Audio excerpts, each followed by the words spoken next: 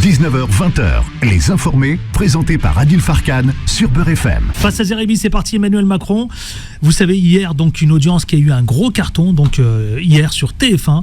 Alors, comment vous l'avez trouvé, vous, Emmanuel Macron, cette interview d'abord, le président de la République? Comment vous l'avez trouvé d'abord? Ce sera ma première question. Est-ce qu'il a convaincu? Est-ce qu'il a été à la hauteur? Et puis, vous, de votre regard à vous, qu'est-ce qui vous a frappé? Qu'est-ce qui vous a titillé? Comment vous l'avez, en amont, est-ce qu'il a été convaincant? Écoutez, Adil Farkan, je pense qu'Emmanuel Macron a fait du Emmanuel Macron, c'est-à-dire un président qui donne l'impression d'avoir toujours raison, de ne pas trop entendre les oppositions à sa vision des choses, quelqu'un qui est élu depuis 8 ans, mais qui donne l'impression parfois de découvrir la France et les réalités du pays, avec toujours des constats et des diagnostics après 8 ans de présidence de la République, alors qu'on devrait être à un moment où on fait, je dirais, un premier bilan avant la fin des 2 quinquennats qui ont été les siens, c'est-à-dire 10 ans de mandat.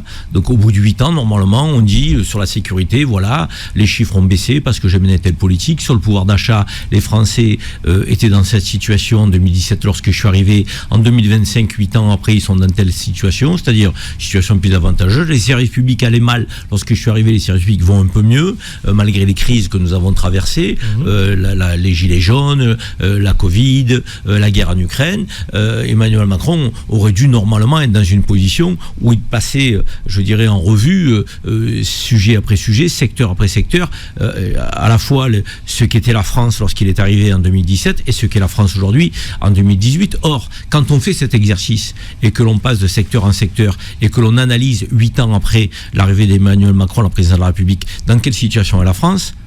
La situation a empiré dans tous les domaines.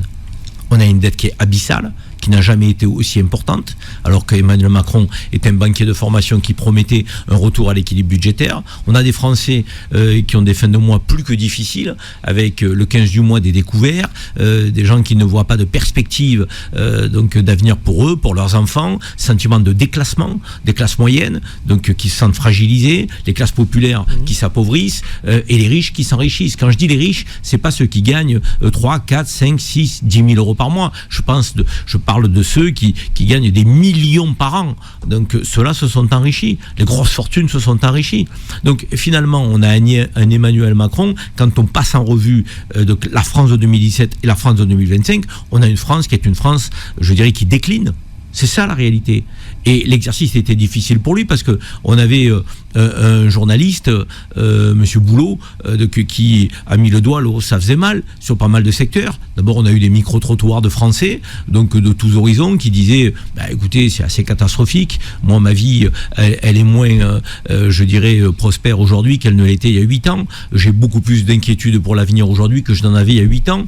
Et puis, on va arriver aux sujets internationaux. On a un Emmanuel Macron qui a dressé un panorama qui est assez confus, parce que il nous dit que à la fois il faut aller vers la paix en Ukraine, mais il a eu des discours de va-t-en-guerre concernant Poutine tout au long des années qui sont écoulées. Il n'a pas été une force, je dirais, de diplomatie, de médiation pour que l'Ukraine et la Russie se remettent autour de la table. À un moment donné, il a validé les faits qu'il fallait renforcer l'armement ukrainien. On était à la limite de rentrer en guerre par moment. On l'a tous cru, nous Français, qu'il allait nous amener sur le terrain de la guerre face à la Russie. Et là, comme Trump est rentré dans le jeu, Emmanuel Macron a changé sa posture. Et maintenant, il veut faire partie des leaders européens qui vont aider à la discussion pour trouver les voies je dirais, d'un accord de paix pour arrêter la guerre en Ukraine. Donc c'est une position qui est versatile sur le plan international. Et enfin, j'en termine avec le sujet, moi, qui me tient particulièrement à cœur sur la scène internationale, qui m'exaspère et qui me fait mal. Je pense qu'un bon nombre de Français, c'est Gaza, c'est la Palestine. On va en parler. On a un Emmanuel Macron qui a eu des mots qu'on peut qualifier de forts quand il dit que ce que fait Netanyahou est une honte, mais on a aussi un Emmanuel Macron qui n'a pas voulu qualifier ce que fait Netanyahou et son gouvernement criminel. Boulot est revenu 2-3 fois, le journaliste, sur le terme génocide, en lui expliquant qu'il y a des historiens aujourd'hui qui caractérise... Il laisse entendre quand même Emmanuel Macron. Non, pas du tout. Il parle de génocide. Non, il dit le mot génocide, je laisse aux historiens. Mais justement, en parler. En quoi on le laisse aux historiens? Ça laisse entendre quand même quelque chose de sous-jacent. Non, ça laisse rien entendre du tout. Non, ça laisse surtout entendre qu'il se dérobe. Il se dérobe lorsqu'on parle de génocide. Il ne veut pas utiliser le terme. Il est toujours dans cet entre-deux. Il faut sortir de cet entre-deux lorsqu'on parle de Gaza aujourd'hui. Il faut arrêter de vouloir satisfaire les pro-Netanyahou. On a effectivement une frange de Français, et notamment de la communauté juive, qui reste pro-Netanyahou et qui nous ramène chaque fois au 7 octobre. Presque 2 ans après. 18 mois après, on nous ramène encore au 7 octobre. On va en parler, donc, non, mais c'est insupportable. Et on a un Emmanuel Macron qui emploie un mot qui est celui de la honte pour qualifier Netanyahou, mais aucune mesure derrière. Aucune mesure derrière. Donc, en gros, Emmanuel Macron, c'est un commentateur. Ça n'est pas un acteur de la vie politique. Il commente ce qu'est la France aujourd'hui, alors qu'il aurait dû nous présenter des résultats pour nous dire que son action, durant 8 ans, a permis d'améliorer le pays. Et il n'a pas pu le faire. Parce que la réalité, c'est qu'on retrouve une montée du chômage, donc le pouvoir d'achat est en berne, la dette est abyssale, les services publics continuent de se dégrader, donc ça ne va pas mieux. Et de l'autre côté, sur la scène internationale, on a un Emmanuel Macron versatile. C'est un coup chaud, c'est un coup froid, donc en fait, en réalité, il est tiède. Moi, ce que j'ai vu, et je vous pose la question, Karim Zeribi, c'est qu'il a tenté de reprendre la main hier, de reprendre la main sur différents sujets, des consultations par exemple des Français. Mais il n'y a pas de esquissé référendum. Il n'y a pas de référendum. Il a esquissé en tout cas la possibilité de faire des référendums. Adil Farkan, quand ça fait 8 ans que vous gouvernez et qu'il vous reste 2 ans, vous esquissez plus. Vous décidez, vous tranchez. À un moment donné, ça veut dire quoi, esquisser? On va arriver à la fin du 2e quinquennat. Je ne comprends pas votre analyse qui commence à expliquer que peut-être qu'Emmanuel Macron a envie de... Il a envie de quoi? Mais qu'il le fasse. Je veux dire, il avait promis des places de prison, elles n'y sont pas. Il avait promis que les services publics s'amélioraient, ils se dégradent. Il avait promis que les Français vivraient mieux, ils ne vivent pas mieux. Il avait promis que la dette serait résorbée, elle est plus abyssale que jamais. Donc, je suis désolé de vous le dire.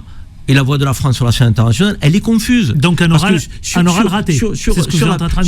Mais bien sûr que c'est un mandat et demi de raté. Évidemment, et chacun le sait.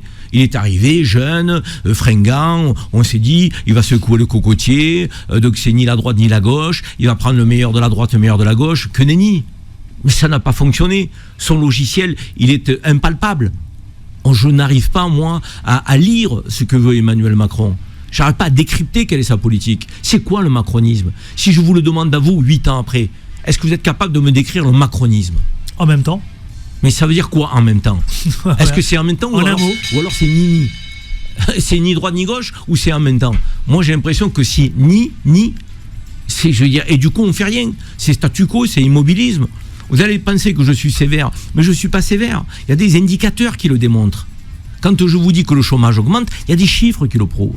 Quand je vous dis que la dette de la France n'a jamais été aussi importante, il y a des chiffres qui le prouvent. Quand je vous dis que les services publics sont en crise, il y a des chiffres qui le prouvent. Certains vous diront que la gestion du Covid, par exemple, a été bien faite. Mais elle a été quoi? La gestion auprès des chefs d'entreprise avec le PGE, ça a été évidemment une vraie barre. Mais maintenant, il faut passer à la caisse.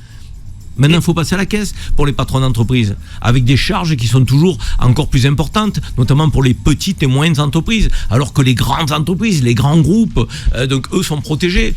Avec des juristes, avec des, je dirais de l'optimisation fiscale, avec des niches fiscales. On voit bien notre pays aujourd'hui. Il y a des gens qui ont fait des études sérieuses. Les Français, classe moyenne et classe populaire, se sont appauvris. C'est prouvé, démontré, acté. Et les gens qui étaient très riches se sont enrichis. Ça veut dire qu'on a, je dirais, les inégalités qui se sont creusées entre les très riches et les Français de classe moyenne et les Français de classe populaire. Si c'est ça le bilan d'Emmanuel Macron, moi je considère que c'est un échec. Parce que normalement, nous aurions dû aller vers une meilleure redistribution des richesses. Normalement, on devrait faire un bilan aujourd'hui des services publics en se disant l'hôpital public n'est plus en crise. Or, vous allez aux urgences dans notre pays aujourd'hui, c'est la cour des miracles. Nous n'arrivons plus à recruter des aides-soignantes, des infirmières, parce que ce job est difficile et pas bien payé, dans des conditions qui sont exaspérantes parfois. Les fonctionnaires des services publics aujourd'hui ne peuvent pas aujourd'hui se retrouver dans la politique d'Emmanuel Macron. Prenez tous les sujets, Adil Farkan, tous les sujets, police nationale, éducation nationale, hôpital public, gardien de prison, tous les secteurs. Aujourd'hui, je tends l'oreille. Bon, mal. J'entends. C'est pas moi qui le dis. Et c'est pas par plaisir que je le dis. C'est une réalité de notre pays. 19h, 20h. Les informés, présentés par Adil Farkan sur Beurre FM.